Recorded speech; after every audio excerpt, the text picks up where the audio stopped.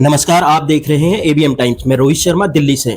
आज हम मौजूद हैं गोंडा विधानसभा क्षेत्र के अजय महावर जी के मुख्य प्रशासनिक कार्यालय में और हमारे बीच मौजूद हैं अजय महावर जी के एक लोकप्रिय विधायक जिनको कहा जाता है। और आज हम कुछ हल्ला बोल चुनावी पोल पर कुछ चर्चा कर रहे हैं। सर नमस्कार, स्वागत है आपका एबीएम टाइम्स में। आज जो चुनावी खेला चल रहा है बहुत जबरदस्त तरीके से, दोनों पार्टियां पक्ष विपक्ष बहुत अच्छी तरह से एक चुनाव का माहौल बना हुआ है, उसके बारे में आप क्या कहना चाहेंगे? चुनाव में तो और हम आश्वस्त हैं जी। इस बार हमने नारा दिया है जी। एनडीए अब की बार 400 पार जी। और हम आश्वस्त हैं, दिल्ली की 7 सीटें जीत रहे हैं। जी। चुनाव प्रबंधन कमेटी का प्रमुख होने के नाते दिल्ली में मैं चुनाव देख रहा हूं तो मुझे लगता है कि हम 7 सीटें भारी बहुमत से जीत रहे हैं। जनता का सवाल है कि आप किन किन मुद्दों पर जो है चुनाव को लड़ रहे हैं अभी फिलहाल? हमारे पास तो सारे मुद्दे हैं जी। गरीबों का विकास, जी। डेवलपमेंट, जी। विकास की यात्रा, जी। सांस्कृतिक धरोहरों की रक्षा जी। और पूरी दुनिया में भारत का मान मर्यादा को प्रतिष्ठा में तब्दील करना। जी। फाइनेंशियली हम देश को 10वें नंबर से 5वें नंबर पर ले आए हैं। अब की बारी जब हमारी सरकार आएगी तो उसको हम 3रे नंबर पर दुनिया में हमारी अर्थव्यवस्था हो जाएगी। जी। इसका भी हमने संकल्प लिया है। जी। और बाकी सारी चीज़ें हमने करके दिखाई हैं। जी। चाहे राम मंदिर का इश्यू हो, जी। चाहे CAA हो, चाहे 3 तलाक की कुप्रथा को समाप्त करना हो, जी। चाहे धारा 370 हटाना हो, 35A हटाना हो, तमाम बातें, चाहे CAA लाना हो, वो सब हमने वादे देश को पूरे किए जो लंबे समय से हमारी घोषणा पत्रों में हुआ करते थे। जी। तो हमने जो कहा वो किया जी। और आगे भी हम जो कहेंगे वो करेंगे। घोषणा पत्र कमेटी के अध्यक्ष राजनाथ सिंह जी के नेतृत्व में कमेटी मीटिंग पहली कर चुकी है। जी। और हम जल्द ही एक नया विजन डॉक्यूमेंट लेकर के देश के सामने आएंगे। मध्य वर्गीय जनता के लिए आपकी सरकार के क्या कदम हैं, क्या कदम रहे हैं पहले और अब आगे क्या उठा रहे हैं? हमने तो बहुत सारे कदम उठाए हैं। जी। गरीबों से लेकर और मध्यम वर्ग तक हमने बहुत कदम उठाए हैं और श्रृंखला सीरीज ऑफ बेनिफिट्स ऐसे कोई अगर ऐसे कोई पूछे जाए और आगे भी जी। अभी जो विजन डॉक्यूमेंट हमारा आएगा तो उसमें आपको पढ़ने के लिए मिलेगा। जी। ऐसे कोई कदम जो 2-4 कदम ऐसे कि जो जनता के जो मध्य वर्ग परिवार के लिए उठाए गए हैं? गरीब से मध्य वर्ग तक सब उसके लिए उठाए गए। जी। इसमें इसमें आपको अगर बताना पड़े तो बड़ी मेरे को तो ताजुब लग रहा है कि आप जागरूक इंसान, आपको पता है शुरुआत नीचे से करते हैं। एक गरीब मध्यम वर्ग के लिए चाहे उज्ज्वला लेकर आए, चाहे इज्जत घर लेकर आए गांव के निम्न मध्यम वर्ग के लिए, चाहे बिजली के लिए सौभाग्य की योजना लेकर के आए और चाहे बेटी बचाओ बेटी पढ़ाओ की योजना लेकर के आए। उसमें सब अमीर गरीब सब लोग हैं। मध्यम वर्ग को ज़्यादा फायदा हुआ है। चाहे अटल पेंशन योजना मध्यम वर्ग के लेके आए, चाहे व्यापारियों को लेके आए और मध्यम वर्ग के लिए जो स्मॉल स्केल इंडस्ट्री के लिए स्टार्टअप इंडिया स्किल डेवलपमेंट का लेकर के आए। मुद्रा कोष के थ्रू जो है उनको हमने लोन दिलाने का काम किया है। और उसके बाद उसमें एक सर्टेन अमाउंट के बाद सेक्शन 66 के बाद हमने उसके आगे 10-10 लाख का 3-3 करोड़ का 2-2 करोड़ का लोन देने का भी करोड़ों लोगों को हमने दिया है, जिससे कि वो इस देश में एक समृद्ध शक्तिशाली अपना लोकल फॉर वोकल इसके लिए भी नारा दिया। उनके प्रोडक्ट भी आगे बिके, लोग उसको एक्सेप्ट करें। हमने खादी ग्रामोद्योग को भी डेवलप किया।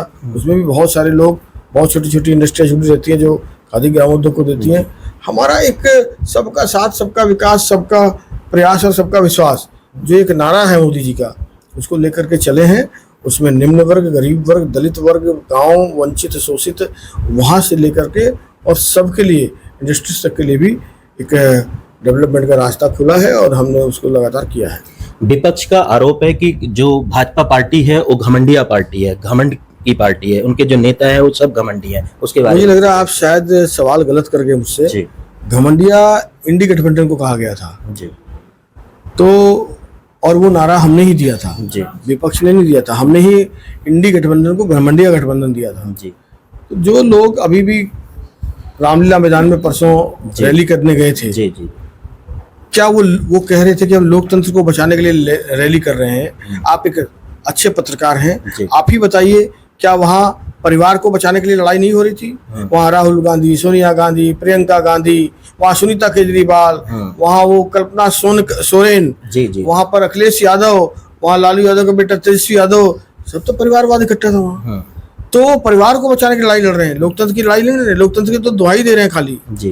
वो परिवारवाद को, वंशवाद को और भ्रष्टाचारियों को बचाने की लड़ाई लड़ रहे हैं।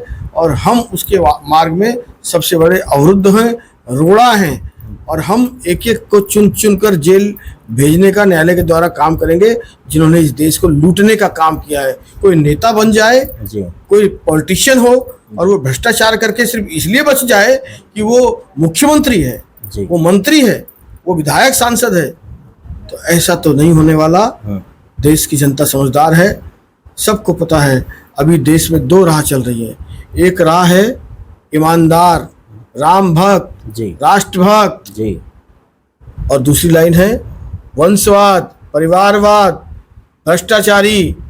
तो किसको चुनना है देश की जनता के सामने स्पष्ट है, और इसीलिए हम कह रहे हैं अब की बार 400 पार। देश की जनता में चर्चाएं हैं कि कहीं 2024 का चुनाव 2004 तो नहीं दोहराएगा। कोई देश की जनता में नहीं है जी।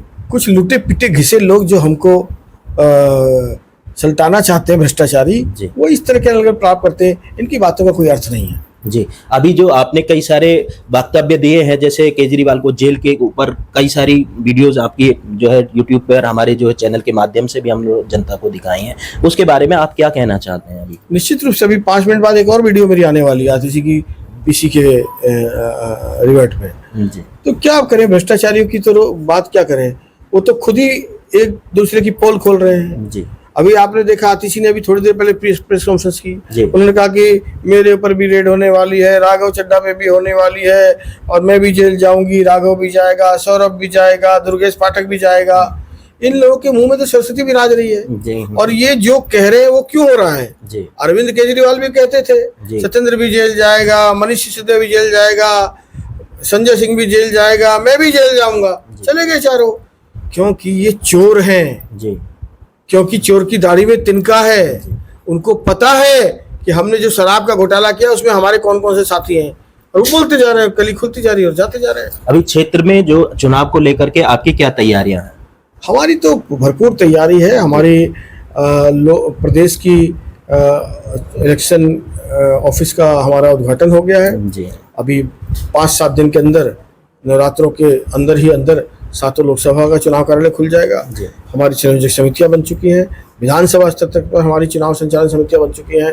भारतीय जनता पार्टी 24 घंटे तैयार रहती है, 365 दिन जी, और वो अपनी तैयारी में जुटी हुई है। ABM टाइम्स के माध्यम से आप जनता को क्या संदेश देना चाहते हैं? निश्चित रूप से आप वोट जरूर करें जी। हो सकता है आपको ABCDEF कोई भी पसंद हो जी। लेकिन लोकतंत्र के मंदिर को जिंदा रखने के लिए अपने कर्तव्य का निर्वहन करें, वोट जरूर दें, अपनी विचारधारा के अनुरूप दें, और वोट देते समय जरूर देखें कि कौन ईमानदार है, कौन बेईमान है, कौन राष्ट्रहित की सोचता है और कौन देशद्रोही ताकत के साथ मिला हुआ है, और उसके लिए राष्ट्रहित के लिए वोट करें। धन्यवाद सर। शिक्षा, स्वास्थ्य, आध्यात्म, राजनीति से संबंधित वीडियो को देखने के लिए ABM टाइम्स को लाइक, सब्सक्राइब करें। धन्यवाद।